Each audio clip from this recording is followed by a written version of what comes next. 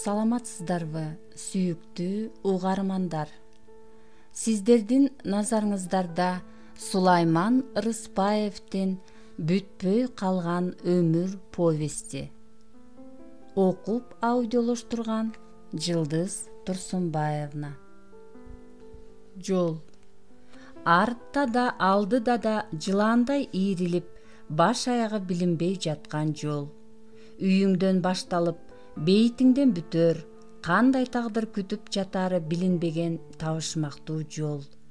Бактыңа да, шоруңа да алып барчу чаңдуу, таштуу жол.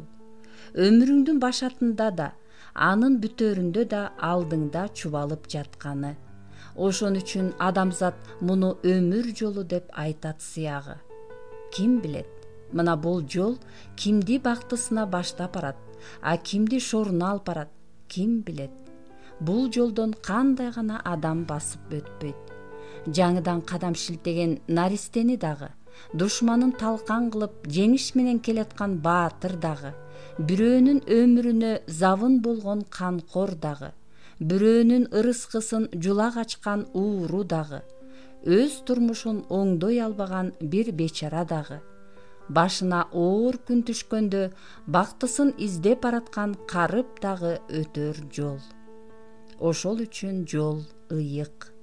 Ошол үчүн жолду сөгүп, жолду сабап, акаарат келтирбе деп улуулар айтып келген эмеспи? Кыргыздын 9 ыйыгынын бир ыйыгы да ушул жол. Ошол үчүн таң эрте үйдөн чыгарыңда жолуңду тазала, андан бактың ачылат, жолуң шыдыр болот деп үмүт кылат пенде. Ошол үчүн жолдо бар үмүтүң табышмак сымал катылып жатканы. Ошол үчүн үмүт менен жолго чыгат пенде. Бозоргон капчыгайдагы жылаандай ийрилген ичке жол менен бир кемпир жана аны жетелеген келин келет. Кемпир 80ге таяп калган. Каруу күчү эчак кетсе да, кайратын жыйнап, өзүн зордоп араң илкип келет. Экөөнүн алыска бараткандай түрлөрү бар.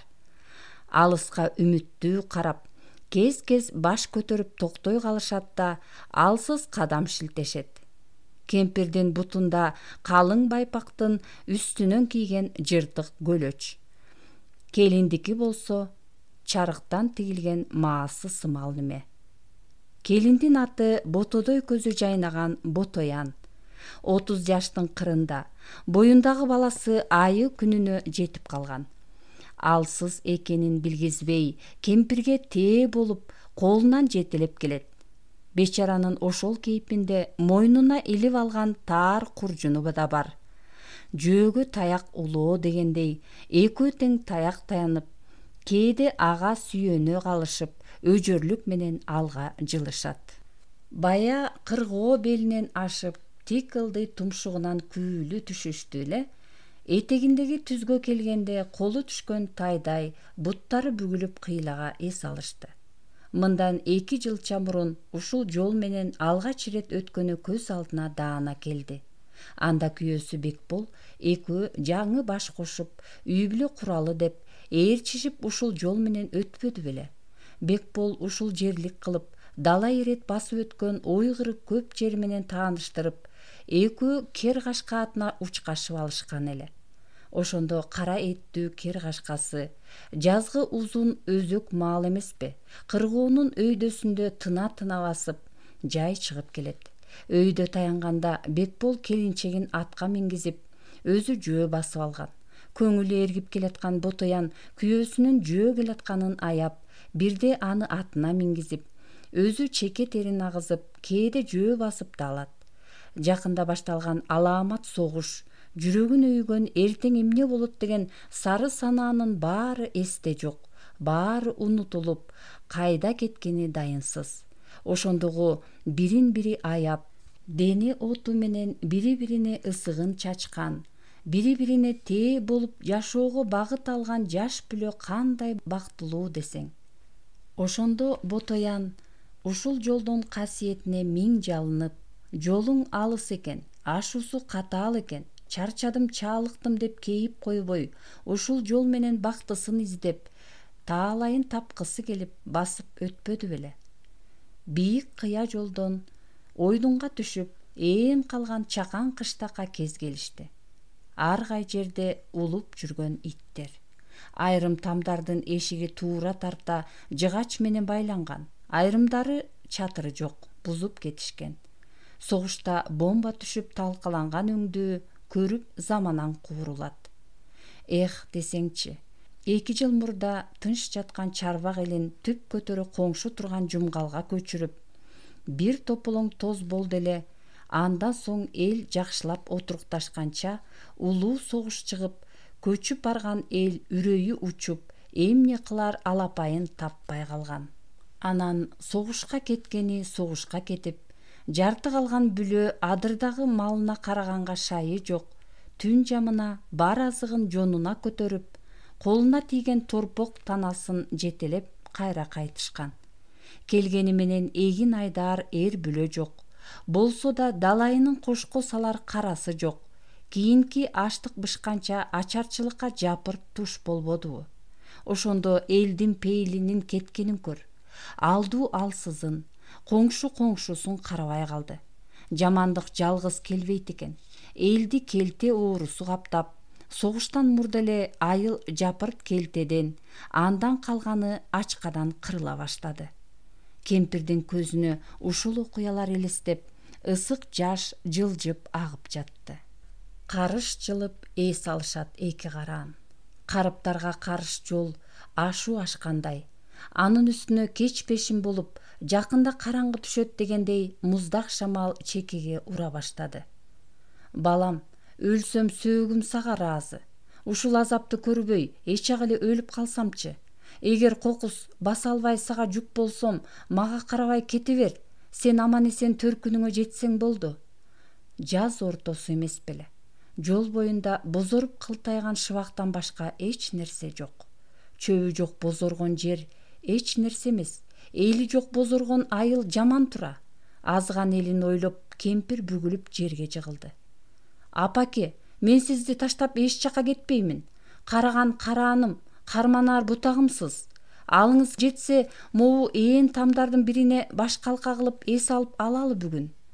Күүгүм киргиче дагы бир тумшукту эптеп айланышты да, айыл четиндеги ээн калган бир үйдүн ат сарайына кайрылышты. Ээн сарайга киришкенде үйүнө келишкендей көз ирмемче болсо да тынып калышты. Ээн талаада жатканча айыл эмеспи? Апа, мындай отура туруңуз, деп келин желкесинен куржунду алып жерге койду да, сарайдын бурчунун топурак кыгын тазалап кирди. Анан куржундун бир көзүнөн жеңил таар төшөнчүнү алып чыгып бурчка төшөдү. Таарга кемпирди жаткырып, үстүнө жука бир нерсени жапты. Кемпир келинине ыраазы боло, түйгөн түйүнчөктөн бетер бүрүшүп жата кетти. О, курган согуш, деп үшкүрүнүп алды да, көзүнүн жашын кайрадан жоолугунун учу менен сүрттү. Апа, апаке, мен азыр, бир аз жата туруңуз, деп Ботоян сарайдын үстү жагындагы боз адырды карады. Ошондо ал өзүнүн да ачка экенин сезди. Эртеден бери ооздоруна наар алыша элек. Жол алыс. Куржундагы каткан 2-3 каламаны эстегенде акыр заман көзүнө элестеди. Бозоргон адыр ого бетер көзүнө бозоруп көрүндү. Жакында караңгы түшөрүн ойлоп, колуна таягын таянып адырды көздөй теңселе жөнөдү. Ар кайсы жерден текейдин чырычтары бирин серин көрүндү. Курсагындагы баласын көтөрө албай айласы куруп турса да, катуу жерди сайгылап жүрүп, чөнтөгүн томпойто текейип касып калды. Башкага күчү келбечүдөй. Ачкалык эмне жегизбейт деген ошо тура. Бүгүн жатаар оокаты 2 алсыз жанга ушул болоор өңдөндү. Ушуну ойлоп, көзүнүн жашын көл кылып, сарайды көздөй келатты. Андан башка колунан эмне келмек? Быйылкы жаздан бери айыл элинин болгон азыгы күнүгө бир сындырым нан болсо болоор, болбосо капчыгайдын согону менен адырдын текейи болуп калбадыбы? Көзүнүн жашын көл кылып келатып, секелек кыз кезин эстеди. Ата-энесин көз алдына келтирди. Тынч, бактылуу өткөн балалыгы көз алдына тартылды. Ананчы 3 эркек баланын эрке карындашы болуп эркелеп өстү. Айрыкча атасынын эрке кызы эле. Ажарлуу, сулуу дагы. Кундуздай капкара чачын экиге өрүп таштап, далай балдардын көзүн күйгүзгөн. Агалары менен бирге ат минип, алардан калышпай, чабандес кыз аталып, айылда кыз куумайга түшчү. Эркекче мушташып, анча-мынча катылган балдардын катыгын өзү эле берип коёр адаты да бар эле. Бой тартып көзгө көрүнүп калганда, айылдын бир жигити ала качып кетти. Таш түшкөн жеринде оор болуп жашап калды. Арадан 7 жыл өттү. Балалуу болушпады. Күйөөсү менен мамилеси сууп, үйүнө баса берди. Туубас келин болуп, эч ким карабай, ата-энесинин үйүндө дагы канча жүрүп калды. Анан эле ушул согуш деген аламат болоор алдында Чарбак кыштагынын эли Жумгал тарапка жапырт көчүп келип калышты. Кайыптан жолуккансып, Жумгалдын бери башындагы Сарбулунга көчүп баргандардын ичинен бир Бекбол деген сары чийкил жигит жолугуп калды. Бекбол дагы, Ботоян дагы арзышып издеп табышкансып, экөө бат эле ымалашып, анан баш кошуп алышты. Эх десең, бактылуу жубайлык күндөр өтүп жатты. Анан эле жыл айланбай каскак болуп калайма согуш чыкты. Эркектерди түп көтөрү согушка алып кете башташты. Көп узаган жок. Алар менен кошо кеч күздө Ботояндын 3 агасы кетти. Чарбак эли жаңы жерге көнбөй турганда бул алаамат шылтоо болду да жапырт өз жерине кайта башташты. Алар менен бирге атасы менен апасын алып Ботоянды белине байлап, Бекбол да элине кайтты. Адегенде анчейин билинбегени менен жашоо күн өткөн сайын оорлоп, ансы да тирүүлөрдүн оокаты өтүп жатты. Жаз, жай өтүп, күз да келди. Күздө Бекбол да согушка аттанды.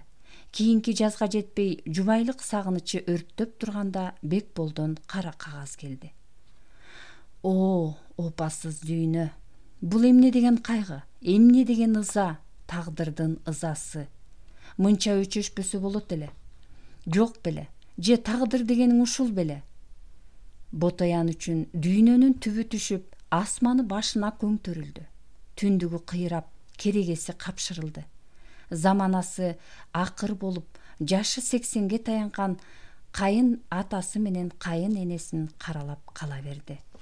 Согуш өзү менен кошо элдин биртике ырыскысын бүт алып кетип жатты. Эр азаматтардын биринин артынан экинчисинин башын жутуп, карылардан кайратын алды, жаштардын бактысын тайгызды. Элдин көбү жер ооп, айылын таштып, ар кайсы жака көчүп кетип жатышты. Аштык айдалбай, азыгы жок калган элди ачарчылык чалгыдай чапты.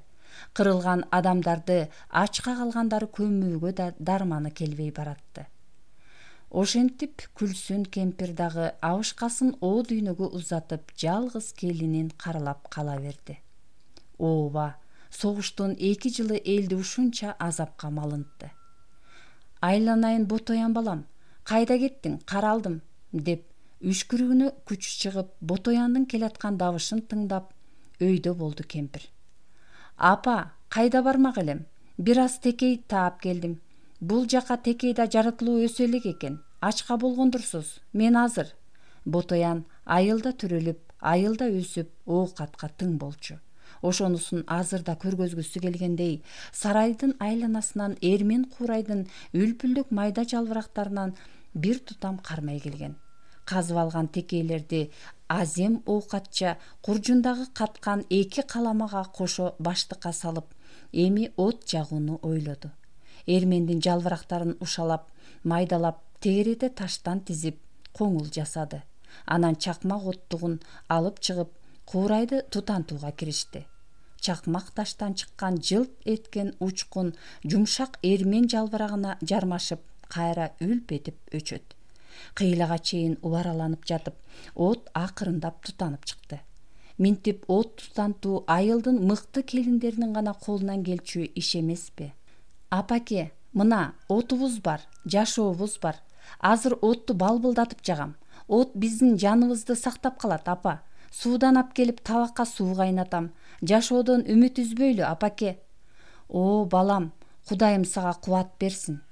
Аздан соң айланадан чогултуп келген куук кашектен жакты эле балбылдаган от кирип келген караңгыны кубалап, сарай ичи жадырап жапжарык боло түштү. Муздаган маанайлары жылып, кемпир менен келиндин кабагы да ачылып, замандын каары эч нерсе болбогондой баарын унутулуп калгандай болду. Ботоян келин ошентип арка бели сыздап турса да билгизбей, сездирбей эптеп чыдап отурат. Этектеп ээрчиген бул ачарчылык менен кыйынчылыкка оңой менен моюн бербейм деген ниетте алысты ойлоп, улам отту ичкерилетет. Эптеп 2 күнгө чыдасам деп ойго тунат. 2 күндүк жолго чыдасам, Сарбулунга төркүндөрүмө аман эсен жетсем, анан апамдын колунда көз жарып алсам. Ой туңгуюгуна чөгүп жатса дагы кемпирдин да ою ушул. Бале басып, ушул аш жолдо толгоосу келип калбагайлы, кокус толгоосу келип калса кантебиз? Кудай оңунан бере көр. Анан да ушул кейпине карабай, экөөнүн жолго чыкканын карабайсыңбы? Кантишсин, күн жылып, жаз келсе деп жатышып, ушул күнү буйруп жолго чыгышпадыбы? Ал үчүн бир кейип кооптонсо, бир ирет Кудайга жалынып, аргасы жогунан күч-кубат тилеп тим болот. Анткени келин төрөп калса, жаш бала менен узак жолго чыгуу кайдан? Ачарчылык менен бирге элди оору бир жагынан каптап келатса, мындан башка арга жок болчу. Ошентип отурушуп, Ботоян калай табакка кайнаткан сууга ысырыктын кабыгынан салып, саргайтып чай кылды. Каткан катырманын чекесинен бир кертимди үнөмдөй сындырып, баягы бир уч текейди нанга кошуп жеп жатып калышты. Бири-бирине ыктаган кайнене менен келин уйкусуз узак түндү тосуп алышты. Оттун табы өчүп, ээн адырдын суугу сарайдын ичин муздатып баратты. Жаз жаңы келип, жылуу дем тарта элек муздак жердин сызы жанбашка өтөт. Таттуу уйкуну кууган убайым ойлор менен санаалар. Эч нерсе менен капарсыз ачык асмандагы жымыңдаган жылдыздар. Эх, жылдыздар, силер гана тынч, силер гана убайымы жок, ачык асманда жымыңдап, жыргап жаткандайсыңар, деп кыялы алда кайда учат Ботояндын. Силер гана кабагыңар ачык, каардуу согуштан алыста, ок жетпес бийикте, эч нерседен капарсыз, кайгысыз, өз ордуңарда, өз үйүңөрдө жыргап жүрөсүңөр. Мына бул 80-деги азап тозогу башынан ашкан кайын энем менен боюмдагы баламды төркүнүмө аргасыз ала качкан бактысыз мени кошуп, өзүңөр менен кошо алып кетсеңерчи. Араңарда эч капарсыз, оттой балбылдап, силер менен бирге Ботоян жылдыз болуп, түбөлүк өчпөй жансамчы. Ушуну менен узак жолдогу биринчи түн өтүп баратты. Жок, өтпөй эле токтоп турду. Алаамат согуштун 2-нчи жылы эмес беле. Ботоянын күйөөсү Бекболдун да согушка аттанганына аз эле убакыт болгон. Ажаланы алдынан бат эле тосуп алган го. Барганда эле окко учкан экен. Адашып жүргөн кара кагазы жарым жылдан соң келди. Эми минтип, артында калган туягын курсагына катып, эптеп аман эсен көз жарып алмакка, төркүнүнө баш калкалап кетип баратат. Бечара күйөөсү согушка аттанып жатып, мен түш көрдүм эле, сен эркек төрөйсүң. Кокус мен кайтпай калсам, баламды аман эсен чоңойт, деп телмире тиктеген. Ошондо эле айтып келбесин, баласынын көзүн көрүп кучактап жыттабасын билген белем. Анын үстүнө кеткендин баары кайтып келбесин билгенсип, айыл элинин өрөйү учуп, боздоп, томсоруп калганычы. Ботоян жылымык колдору менен курсагын тепкен баласын муздак жерден калкалап, өзүн өзү кучактап оодарыла албай, калтырап титиреп жатат. Бирок таң ык салганда көзү илинген экен. Ойгонсо эс алгансып калыптыр. Бутундагы чарыгын чечип койгон. Түнкү суукта катып калыптыр. Темирдей муздак. Таңды көргөнүнө сүйүнгөн Ботоян бир калыпта дем тартып жаткан кайненесине бурулду. Акырын тыңшады. Байкаса абалы жакшы эле. Тыноолорун байкап сүйүнүп алды. Кемпир аздан соң ойгонду. Ойгонуп эле келиндин абалын сурады. Жакшысыңбы, балам? Кыйналган жоксуңбу? Ошентти да турам деп тура албады. Жан чылган денесин кыймылдатууга дарманы жок. Анан көзүн жалжылдатып Ботоянга тигиле карады. Агарган чачтарын жоолугуна ката албай, алсыз колдору менен кымтыланды. Аны көргөн Ботоян кемпирдин жоолугун чечип, жүдөгөн чачтарын жоолугуна кымтып кайра салынтты. Балам, деди кемпир, сенден чоочуп турам. О Кудайым, келиниме кубат бер, баласын оңунан бер. Эгер чын эле бар болсоң. Ошол маалда сарайдын ичинен жем издеген бир таранчы учуп конуп жүрдү да, булардын бар экенин билгендей таштын коңулуна кирип бөгүп көрүнбөй калды.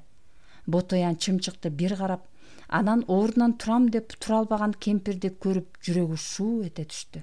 Эгер кокус кемпир ушу бойдон өйдө боло албай калса, иштин бүткөнү дей бер. Ансыз жолго кантип чыгат? Кантип аны таштап кетет? Апа, эптеп өйдө туруңуз. Эрте чыгып жол арбыталы, деди келин кайраттанып. Канчалык кайраттангансып турса да, ирмесе көз жашы төгүлчүдөй өңдөнөт. Кемпир баары бир ордунан тура албады. Калтыраган колдору менен келиндин жүзүнөн сылап, мууну бошоп кетти. Балам, мен мал болбой калдым өңдөнөт. Мага караба да жолго чык. Менин азабымды тартып куруп калба. Мен жашаарымды жашадым. Сен жашсың, кубатың да бар. Бир күн чыдап жол бассаң, энеңе жетип аласың. Балам, ошент. Ушул сөздөрүн айтты да, анын жалоорган көздөрүнөн көзү албай тиктеди. Ботоян кемпирдин сөздөрүн угуп, ындыны өчүп отуруп калды. Түндөгү жаккан кашек аралаш отундун чогу калбаптыр. Ботоян кайрадан от жакканы, чапанын кымтыланып, кендир жип менен белин бууп сарайдан чыкты. Бат эле бир кучак кашек куурай чогултуп, эрмен куурайдын үлпүлдөк жалбырактарынан тутамдап келе калды. Отуруп от тамызууга киришти. Таштан чакан кемеге жасап, үлпүлдөгөн жумшак жалбырактардан ушалап даярдады. Чакмагын чагып, кыйлага убараланды. Өмүр деген жашоонун учкуну сыяктанган чакмак таштын учкундары кыйлада барып отту тутандырды. Тутанган отко калай табакка өзөндөн суу ап келип кайнатууга киришти. Суу бат эле кайнап чыкты. Мындайда ысырыктын кабыгынан өткөн сары чай болбос. Эки бакыр ысык чай ичип, кайрадан жанданып калышкансыды. Бирок да кемпир оорлошуп ордунан тура албады. Тура албасын билсе да, Ботоян үчүн турайын деди. Бирок көкүрөгүндөгү жеңилгиси келбеген сезимдери сүйөсө да өйдө боло албады. Аны көрүп, Ботояндын жүрөгү бир жамандыкты сезип, булкуп алды. Ошол маалда баятан сарайга келип жем издеп жүргөн таранчы чыр-чыр этип сайрап калды. Караса, таранчы тып-тып секирип, таштын кычыгынан бери чыгып, сарайдын бурчуна келип калыптыр. Ботоянды көрө коюп, кайрадан кычыкка кире качты. Таранчыны көрүп, Ботояндын бала кезиндеги окуялар эсине түштү. 3 эркек баланын кенжеси болуп эркелеп, эркектей болуп чоңойгон Ботоян секелек кезинде эмнени гана кылбаган. Мектептен келгенде чөпканадан тооктун уясын таап алып, андан бир жумуртканы чекесинен чегип, үйдөн билгизбей алып чыккан туздан сээп, чыбык менен аралаштырып жутуп алар эле. Ушул эле дейсиңби? Жазында агалары чоймо таш мылтык менен борбашатса, бу дагы кошо атып, аны отко куйкалап жешчү. Ал тургай атасы чарбанын кампасынын кароолчусу болуп жүргөндө, кош ооз даң этме мылтыкты кантип кармап, кантип атканды да көрүп жүрүп, эркектер кылар ишти үйрөнүп өскөн да. Баарынан кызыгы биякта. Атасынын көк аты абдан жоош жаны бар эле. Ага жакын барып, адегенде мурдунан, анан жаагынан сылап, моюн жалынынан кармалап көндүрүп, анан куйругунан 5-6 тал кылын жулуп алар эле. Ат болсо, эмне кылып жатасың, тентек кыз дегенсип, бир ирет кулагын куушуруп, окураны карап коюп, жем чөбүн жей берчү. Кылдан Ботоян эмне жасамак? Андан таранчыларга кылтак жасамак. Таранчы дегениң аттын кыгына чокмороктошо үйүлүп, бири учса баары дуу эте учуп, бири консо баары бир дуу эте конуп, өзүнчө эле үйүр болоор эле. Анан Ботоян жарым метрдей тал чыбыктан сындырып алып, баягы жулуп алган кылдан кылтак жасап, аттын кыгына коёр эле. Анан да жемканага билинбей кирип, арпадан бир уч алып чыгып, кылтактын айланасына чачып койчу. Өзү болсо оолунун артында бир азга жашынып отурчу. Бир кезде таранчылар кызды кетип калды дешкенсип, чачып койгон жемге үйүлчү. Бир азга байырлаган кезде Ботоян капыстан чоочутуп, чымчыктарды учурар эле. Чоочуп уча качам деген чымчыктардан жок дегенде бирөө кылтакка моюнунан же канатынан илинип калчу. Аны Ботоян эмне кылат дейсиңерби? Таранчыны мууздап, жүнүн жулуп, тазалап, мешке от жагып, калай күрөшкөгө суу куюп, ага таранчынын этин салып, үстүнө туздан себелеп, чай кайнамда ширин шорпо бышырып ичип алчу. Ошентип Ботоян эл жасабаганды жасап, ата-энесин, бир туугандарын күлкүгө салчу. Ошондогу ойноок, балалык кези кандай кызык эле, кандай бакыт эле. Бүгүн анын бири жок. Ошондогу коюндаш өскөн агалары эр азамат жигит болушту эле бала чакасын чырылдатып таштап согушка кеткен. Азырынча эч биринен дайын дарек билинбейт. Жаны бир Кудайдын колунда. Ушуларды көз ирмемде ойлой калды да башынан жоолугун алды. Белине түшкөн узун кара чачынын өрүмүн жазды. Ботоян кандай күнгө кабылса да кундуздай кара чачын татынакай кылып өрүп алгандан тажабайт эмеспи. Эми ошол аздектеген чачынан 5-6 тал чачты. Кудум бала кезинде атасынын көк атынын куйругунан жулгансып үзүп алды.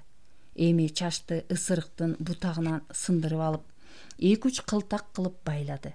Аны чымчык жүргөн таштын кычыгына коюп, каткан катырмадан бармактай кеттип алып, майдалап, кылтактын айланасына күкүмүн себеледи.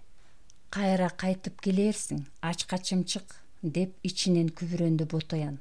Сен ачка болсоң, мен дагы сенден жаман ачкамын. Сен дагы жашоо деп темселеп учуп жүрсөң, мен дагы кара жандын алапайын таппай жүгүрүп жүрөм. Кудай баарыбызды бирдей жараткан. Баарыбызга жан таттуу, баарыбыз жашагыбыз келет. А балким Кудайым сени мага атайын жибергендир. Аны мен дагы билбейм. Сен дагы билбейсиң. Бир гана Кудай билет. О, улуу Кудай, эгер өзүң жараткан бир тирүү жандыкка бейкүнөө залал келтирсем, кечире көр. Ушинтип ойлонуп, Ботоян дымып отурду. Эки көзү таранчыда. Бир кезде таранчы таштын кычыгынан култ эте секирип чыгып, кылтакка жакын келди. Кылтактын айланасына чачылган каламанын күкүмдөрүн издеп жеп, кылтак байлаган ысырыктын бутагынан ары-бери секирип чокулап жүрдү. Анан бир маалда башын кылтакка илип алганын байкабай калды. Аны карап турган Ботоян үн чыгарып чымчыкты чочутуп жиберди. Мойнуна илинген кылтактан кутулам деген чымчык уча албай, кылтак аны бекем кармап калды. Кылтак өзү келип түшүп берген таранчыны кое бербеди. Ушуну гана күтүп отурган Ботоян жетип барып таранчыны кармап алды. Көрсө, жем издеп келген кичинекей макулугун Кудай жашоо издеп жүргөн эки макулугуна буйруп койгон экен да. Гүлсүн кемпир кубаттанып боюн түзөдү. Экөө кайрадан илкип жолго чыгышты. Ар нерсени кобурашып, экөө жол улап келатышты. Мына экинчи күн болду. Жолдон жолуккан эч ким болбоду. Ары бери каттаган ууру кески же жанын сактап калыш үчүн жер ооп кетип бараткандар деле болбосо, мындайда бирөө жарым адамдын болушу ойго деле келбес. Бул жак бул дүйнөдөн биротоло бөлүнүп, биротоло унутулуп калган сыяктанат. Чарбак тарапка келген да киши жок, кеткен да киши жок.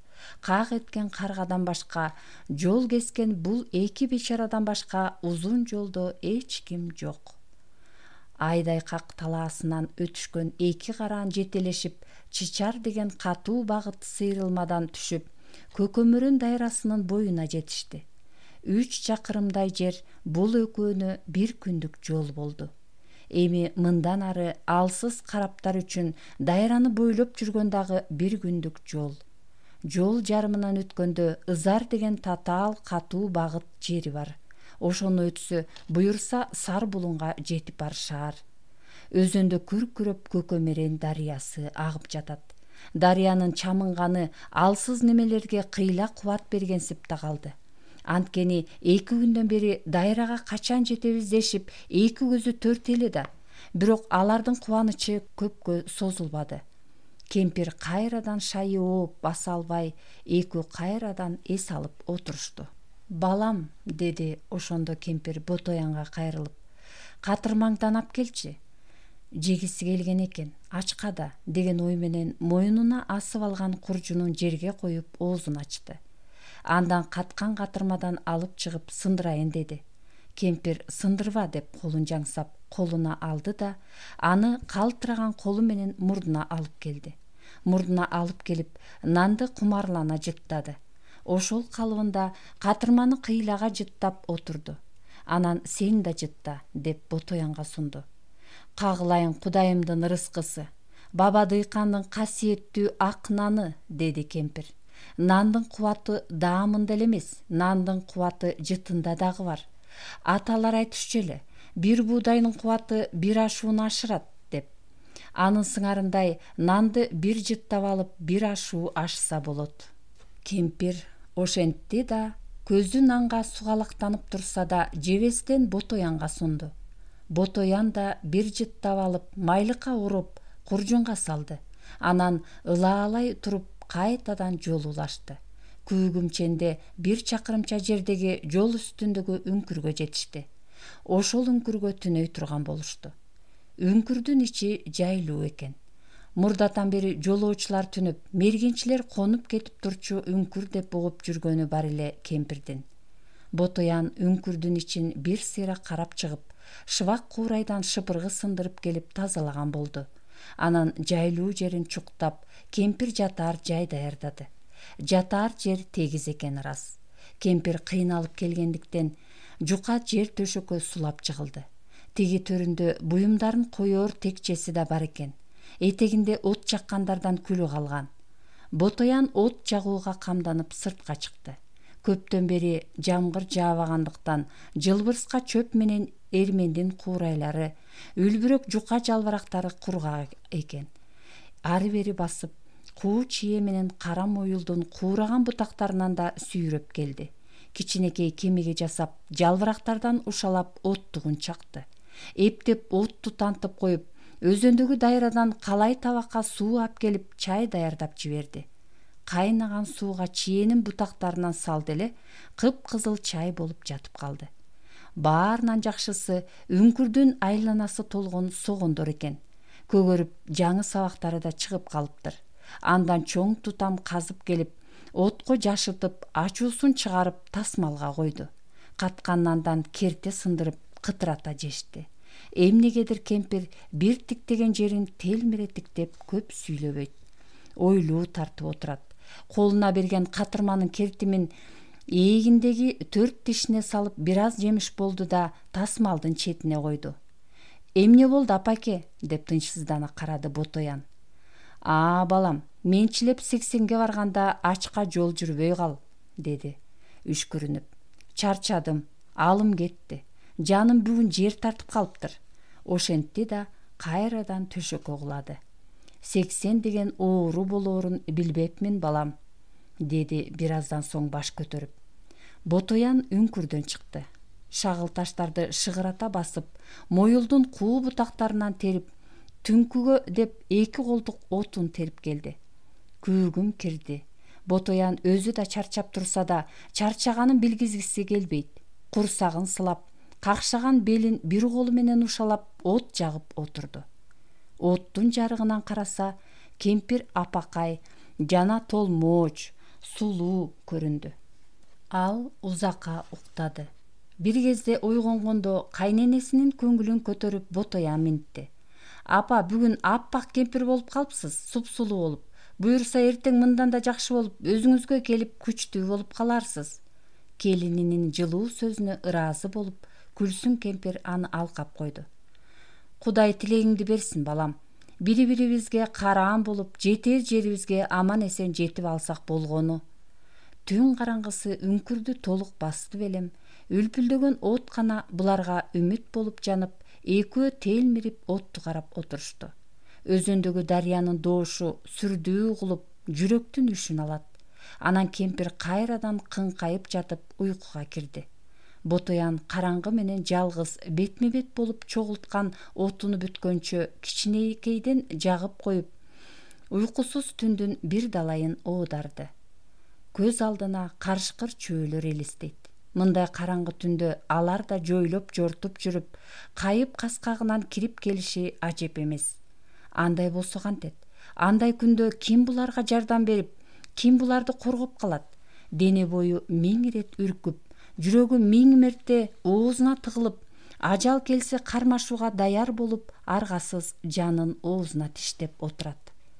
Бир кезде оттун чогун тыккан үйдү да эртең мененкиге чейин өчпөсө экен деп тилеп кыңкая жатты. Чарчаган денеси өлүктөй жанчылып катуу уктап калыптыр. Ойгунсо таң атып калган экен. Көзүн ачып баары жайында экенин көрүп, Кудайдын дагы бир ак таңын көрсөткөнүнө шүгүр кыла кемпирди карады. Кемпир дагы ойгонуп, Ботоянга карап бир нерсе айткысы келди белем, ээгин кыбыратты. Бирок үнү негедир алсыз чыгып угулбады. Апа, мени караңызчы, эмне болду? Деп үстүнө үйрүлдү Ботоян. Караса, кемпир кечээкиден да аппак жана толмооч тартып калыптыр. Ботоян ошондо гана анын ак шишик алып калганын билди. Кемпир сүйлөйүн деди, бирок тили булдуруктап күрмөөгө жакшы келбеди. Келиндин тынчсызданганы күчөп, бүгүн жолго чыгабыз деген ою таш кабарын билди. Отту көзөсө жылтылдап чок бар экен. Ага куу чөптөн салып үйлөдө эле тутанып кетти. Суу ысытып кемпирдин оозуна ап келди. Ысык суу ичкенге кемпир кичине жанданып өзүнө келгенсиди. Балам, деди кемпир оор үшкүрүнүп. Сен менин көзүм ачып көргөн, оозум ачып өпкөн жалгыз келиним элең. Бек болумду 48-имде төрөдүм эле. Эми эптеп чоңойткон ошол жалгыз уулумдун жылуу чайын ичпей, же колунан топурак буйрубай, мен бейбак минтип отурам карып болуп. Ошол жалгыз уулумдан топурак буйрубай, каңгып жолдо өлөр күн келер өңдөндү го сыягы. Эми жалгыз келиним сенден топурак буйрса болгону деп калдым. Ботоян кемпирдин бул сөздөрүн угуп ыйлап жиберди. Апаке, эмне деп жатасыз? Кемпир мени ук дегендей көзүн жумуп башын чайкады. Үнү кырылдап буларды айтты. Мен адам болбой калдым окшойт. Менин жанымдан эле абышкан менен жалгыз баламдын жаны ысык беле, алардын деле жаны жайрады. Мени карабай жолго түш. Апаңа барып, аман эсен төрөп ал. Баламдан калган тукумун аман эсен сакта. Менин тилегеним ушул. Мен болсом тилегениме жетпей калдым. Кемпир эптеп ушуларды айтты да көзүн жумуп узакка унчукпай жатып калды. Ботоян ошондо кемпир чын эле өлөбү деп ойлоп, тынчсыздана эки жагын каранды элеңдеп. Эгер өлүп калса, ушул абалымда кантип көмөм деген ой келип, денеси калтырап чыкты. Анан кайра тынч жатып калган кемпирди кыймылдатып, ойготмокко аракеттенди. Ошол маалда кыңкайып жаткан кемпир чалкасына карай оодарылып, оозунан күш эткен добуш чыгып кетти. Ал атайын дем чыгаргандай эмес болчу. Ал дем адамдын көөдөнүндөгү жаны учуп чыгып кеткендей өзгөчө добуш болчу. Мындайды өмүрүндө көрбөгөн Ботоян өзүнүн кош кат болуп оорлошуп турганына карабай, эрке улактай секирип кеткенин байкабай калыптыр. Эсине келсе, үңкүрдүн этегиндеги от жаккан коломтонун жанында отуруптур. Жүрөгү болк деп секирип, кабынан ыгып кеткендей болду. Анан кайрадан эсин жыйып, демин ичине катып, катуу улутунуп алды да кемпирге карады. Караса, кемпир ак шишик тартып суналып жатыптыр. Жел чыкпаса жан чыкпайт деген элдин сөзү ушул белем. Ботоян чын эле анын өлгөнүн билди да, апа келип кемпирдин үстүнө басып жыгылды. Ээн сайда жанында эч ким жок, сооротор адам жок, алын сураар жакын жок, Кудайдан башка ишенери жок, жалгыз калды эрбейип. Үңкүр жарган үнү гана чыгып жатты. ыйлап басылганда караса, күн аркан бою көтөрүлүп, сайга шашке келип калыптыр. 1,5 адамдар өйдө төмөн өтөбү деп жол жакты үмүттүү карады. Жан адам көрүнбөдү. Оюнда эми бул жерге кармалып турууга мүмкүн эмес.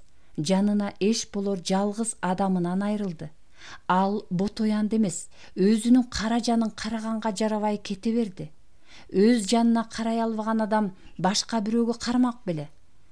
Эмне болсо да кемпирдин денесин талаада карга кузгунга жем кылбай жашыруу керек. Бирок кантип, каяка, кантип мүрзө казат ушул кейпинде? Мүрзө эмес, согун казганга алы күчү жок. Болгон күндө да мүрзө казганды кайдан билмек? Ачкадан өлгөн далай адамды айылда деле жар көчүрүп жашырышпады беле? Андай болгондо да бул жердеги кайсыл жарга алып барып жашырат? Эмне кыларын билбей алактап, ары бери темселеп баса берди. Уңулдап, ыйлап жүрө берди. Анан акылын жыйнады. Үңкүрдүн капталындагы корум таштардын арасына жашырууну ойлоду. Анан корум таштарды алы келгенче бирден алып үңкүрчө жасады. Салмагы сайдын ташындай деген кыргыздын сөзү туура белем. Чын эле ар бир ташы уютуп койгон коргошундай оор экен. Талкаланган таштар тигинтип кум болуп жатат. Булар уютулган темирден бетер талкаланбай калганы бекер эместей көрүндү. Корум таштардын ичи мүрзөнүн казанагындай оюк болуп калды. Балким эркектер казган мүрзө деле ушундай чыгар, деп ойлоду Ботоян. Анан даяр болду деп ойлогондо кемпирге келди да коштошконсуп маңдайында соксоюп көпкө турду. Ыйлайын деди. Көзүнөн жаш чыкпады. Көз жашы кургап калган сыңары, уңулдаганны эле болбосо эмелеги эзилген жүрөгү катып калгандай муздап, бул турмуштун кайгысына өчөшкөндөй мерез болуп калгандай. Мейли, балким ошондой боло турганы жакшыдыр азыр. Ыйдан эмне пайда? Ый ал күчтү алат. Молдолор да туура айтышаар. Маркумдун туугандары канчалык ыйлаган сайын андан чыккан көз жаш көл болуп, ага маркум чөгүп, тумчугуп кыйналат дешет го. Байкуш кемпир да ошентип көз жашка чөгүп, тумчугуп кыйналбасын. Ансыз деле канча күндөн берки азап менен кайгыдан улам көз жашы көл болуп төгүлдү.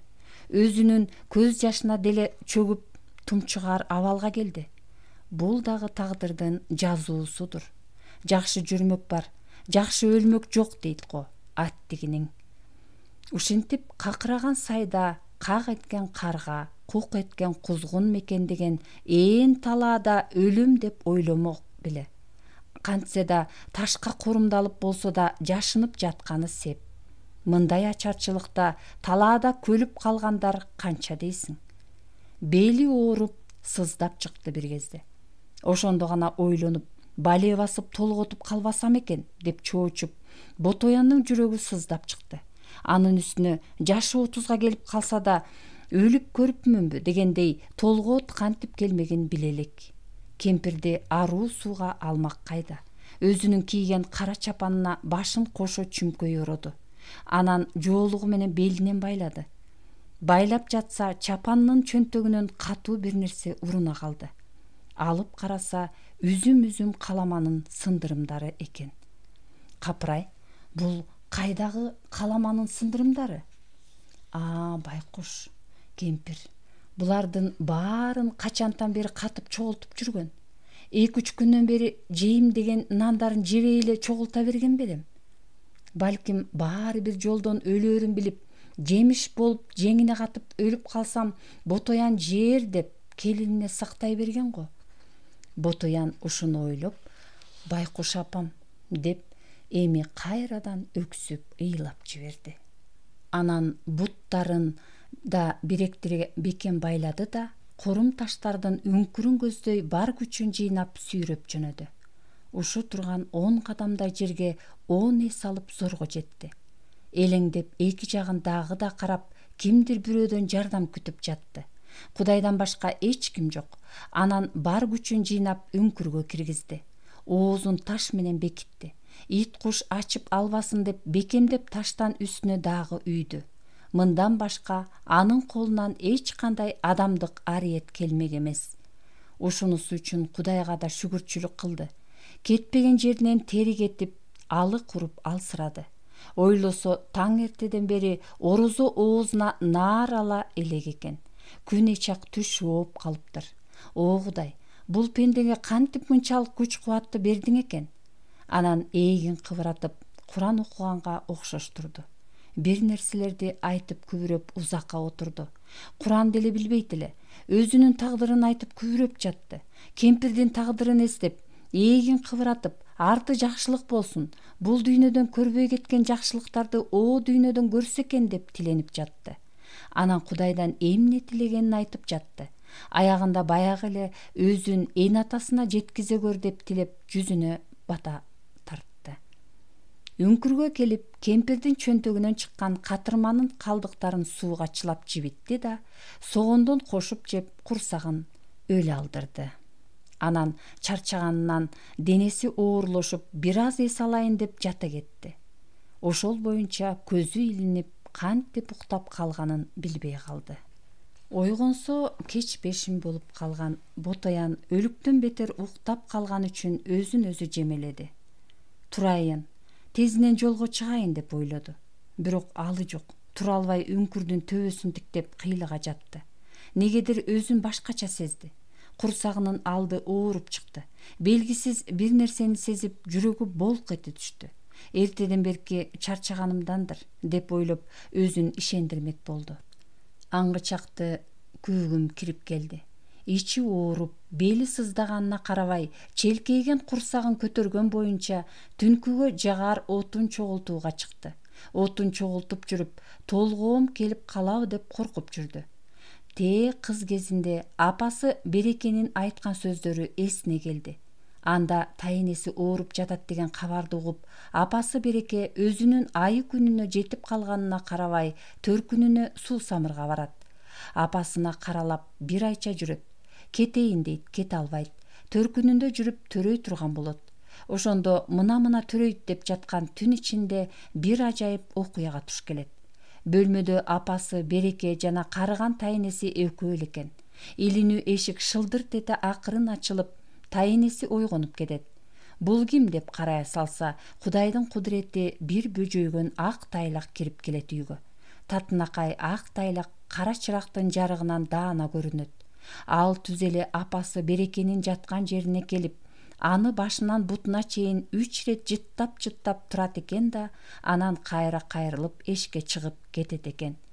Ак тайлак чыгып кеткенден кийин эсине келген тайенеси өңүмү жеп түшүмбү деп эси эки болуп, Кудайга жалынып, уктап жаткан кызын карап кыйлага келме келтирип отурат. Аңгычакта эле Береке кыңкыстап ойгонот. Көрсө толгоосу бышып калыптыр. Тайенеси туруп, кошуна кемпирди чакырып, баарлап Берекени аман эсен төрөтүп алышат. Ошондо сен төрөлөрдө апапак болгон Бото сыр болуп, сени колдоп келген экен да, кызыңдын колдогону төөнүн ак ботосу экен. Ошон үчүн Ботоян болуп келди деп, сенин атыңды тайенең Ботоян койгон. Апасынын ошол сөзүн эстеп, эми өзүнүн кантип толгоосу келип, кантип көз жарарын элестете албай турду. Кокустан эле артынан боз тайлак келаткандай сезип, денеси дүрдей түштү. Анан үңкүргө кирип, оттон балбылдата жакты. Ыңгайлуу кылып, алдына төшөк салды. Тагдырына буйруганын күтүүгө даярдангансып, от боюна жата кетти. Кирпиктери илине түшүптүр. Түшүндө күлсүн кайненеси Ботояндын курсагын кармалап, оң, о улуу Кудай, баласын оңунан бери көр, деп эле күйүп-өрөктөп, жалынып, жалбарып жүрөт. Ботоян өзү от боюнда узунунан суналып жатат. Толгоосу келип, бир кезде онтулуп, апалап кыйкыра баштайт. Өз түшүнөн өзү чоочу ойгонсо, чындап эле толгоосу келип калган бейим, карашалап чекесинен тер кетип, оонолактап жатыптыр. Ошентип жатып, бир аз убакыт өткөн соң баягысы басылып, негедир тынчтанып калды. О Кудай, бул эмнең? Же жөн эле ичим ооруп жатабы? Деп Ботоян тынчтанып, оттон ичкерилетип, кайра кыңкайып жатты. Жанагы түшүнө кирген кайненесине ыраазы болуп, өлсө да арбагында жардам берип жаткан экен деп бел байлап алды. Кайрадан көзү илинип кеткен экен. Ичи ооругандан ойгонуп кетти. Толгоо эми чындап келген белем, ичи сыздап ооруп, жаны көзүнө көрүнө, өзү жалгыз үңкүрдүн ичин жаңырта кыйкырып жатты. Бир кезде бакырган үнү менен кошо баланын «а» деген добушу кошо чыкты. Баланын үнүн укканда өзү да кошо солуктап ыйлап, бар күчү менен өйдө болду. Оттун жарыгында алаасында кан аралаш жаткан кызыл эт баланы этегине салды. Киндиги мойнуна оролуп калыптыр. Аны чыгаарда да ары бери карап, киндик кесер эч нерсе таппады. Оттун жээгинде жаткан оттук таштын мизи менен кесүүнү ойлоду. Кантип кессем деп токтоло калганда, айылдагы киндик эне кемпирлердин айтканы эсине келди. Алар киндик кескенде кепичтин ээнине тууралаш керек дешчү эмес беле. Ошону эстеп, кепичтин энени чактап, 4 элиде кармады да киндикти кесип салды. От дагы өчөйүн деп баратыптыр. Буту менен жыгачтарды шилеп, очокко түртүп, бакырып жаткан баланы тыбыт жоолугуна уруп, чапанына катты. Бала дагы деле бакырып ыйлап жатты. «Бакыр, бакыр, дагы бакыр» деп күбүрөнө берди Ботоян. Көзүнүн жашы токтоп, ээрдин бекем тиштенип, кайратын жыйнады. Жанараак эртең менен кайненесинин сөөгүн таш менен корумдап жашыргандан кийин тагдырына көнүп, жашоо турмуш эрежеси ушундай болот экен деп жүрөгү бир сыздап, бир муздап, биротоло көнүп бараткандай. Ошентсе да Кудайга шүгүрчүлүк кылуу керек. Аман эсен көз жарып алды.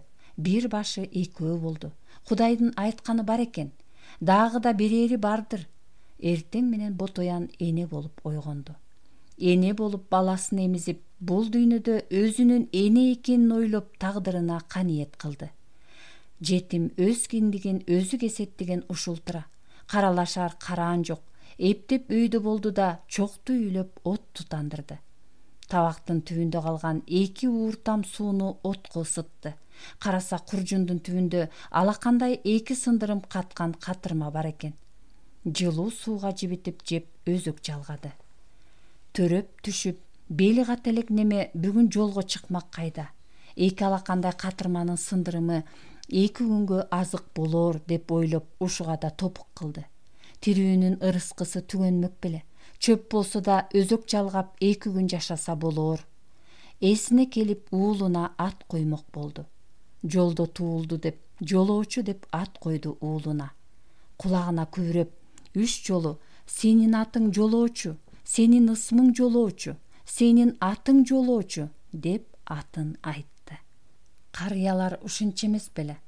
Анын баары бала кезинен сергек чоңойгон Ботояндын эсинде.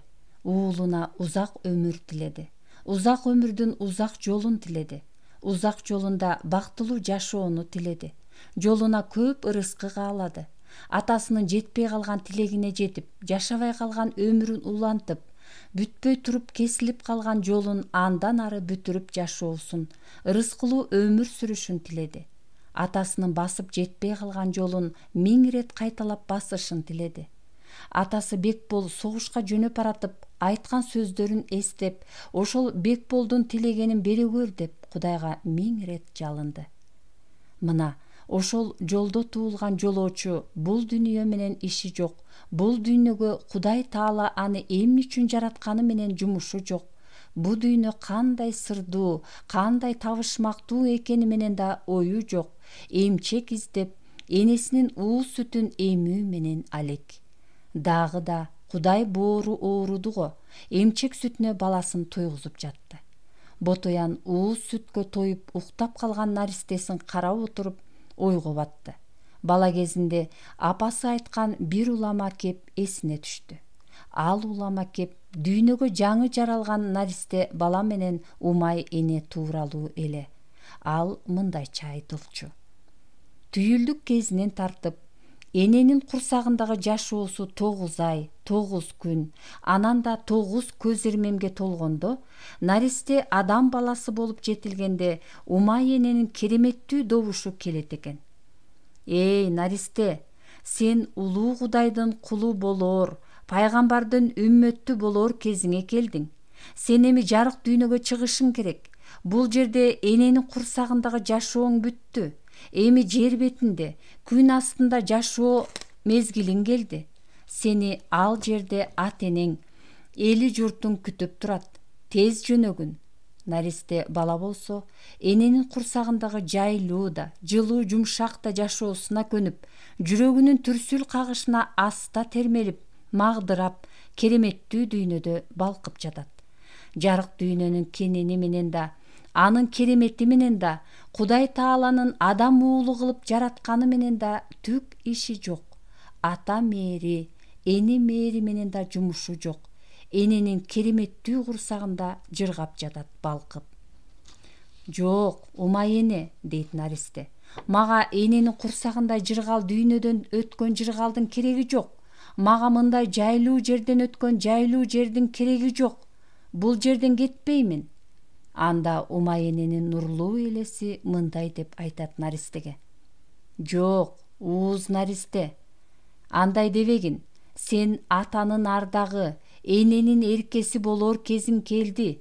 Элиңдин урматы, калкыңдын кымбаты болор убагың келди. Анан да сен элиңе кызмат кылар мезгил келди. Сен эмне, ата мекениңди коргоп, ага кызмат кылгың келбейби? Тургунда тез жөнөгүн. Ушинтет да умай эне касиеттүү жумшак алаканы менен Наристенин жумшак куймулчагына чабат. Жамбашына шапалак менен жеген Наристе эсине келет да жарык дүйнөгө баа деп бакырган бойдон жөнөйт. Ошондо эненин жүрөгү добулбас болуп кагылып, «О, кең дүйнө, сага дагы бир Наристе уул келди, тосуп алгыла» деп жар салат. Анын эркек уул экенин көргөн ата-эне кубанып, «Биздин дагы бир жөлөгүбүз келди» деп сүйүнсө, мекени менин дагы бир коргоочум келди деп кубанып, ал гана эмес, талаадагы таш дагы жарыла сүйүнөт экен. Наристе бала кезинде энесинен уккан ушул улама кепке Ботоян чын болор окуя катары ишенер эле.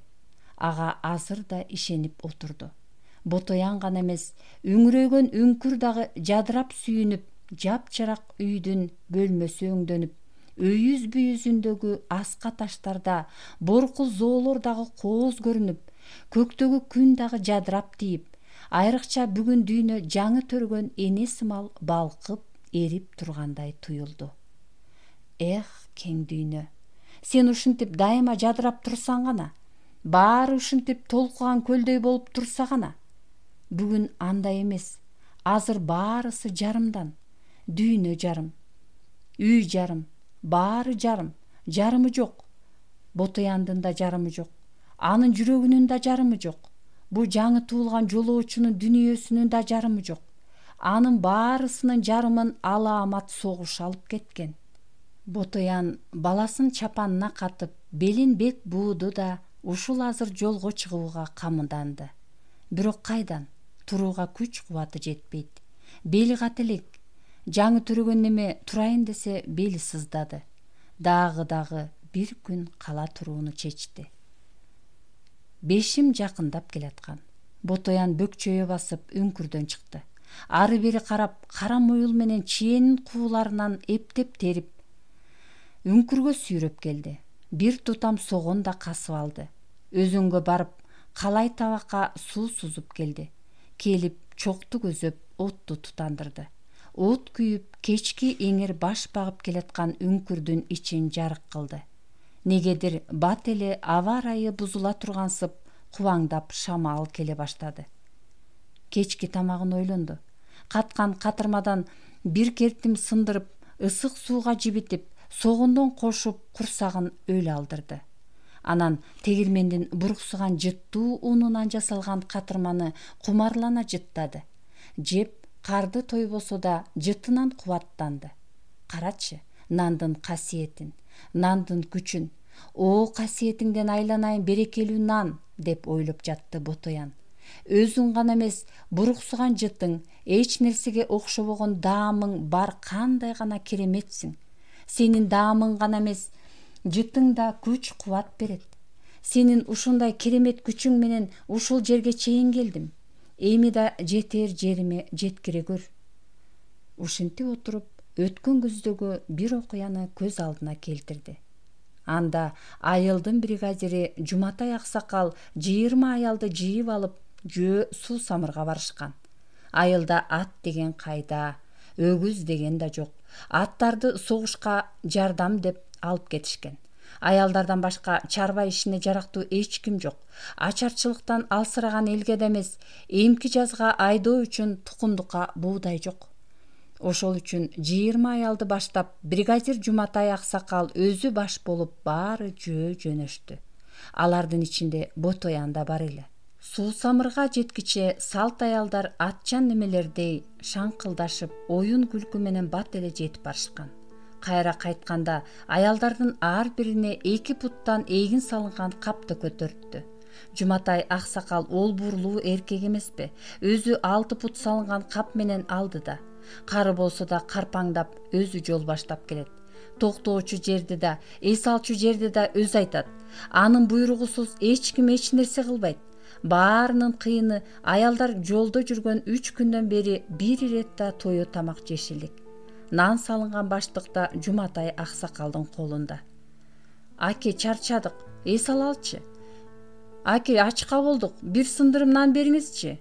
Жуматай аке, Ачкадан алсыраган аялдардын жалуу урганы Жуматай аксакалдын жүрөгүн эзет. Бирок азыр алардын жалуу урганы менен болуп, ар биринин сөзүн кыйбай, көзүн кыйбай, ыйласа кошо ыйлап, аяп отурчу мезгил эмес. Жуматай аксакал солдаттардын командиринен бетер өтө катуу, баары ирети менен, баары өз жолу менен, убагы менен эс алдырат, суусаса да суу ичирбейт. Андан көрөкчө суусасаңар да, ачка болсоңор да кубат болор деп, ар бирине шамшыкал тузунан чүкөдөй кылып сындырып берген. Аны берип жатып, суусасаңар туз суусуңарды кандырат. Суу ичсеңер ачка адамды шалдыратып коет. Этияттап ичкиле деп бирде эскертет, бирде акылын айтат. Кай бирде ачууланат, кайра бечара келиндерди аяп жүрөгү канайт.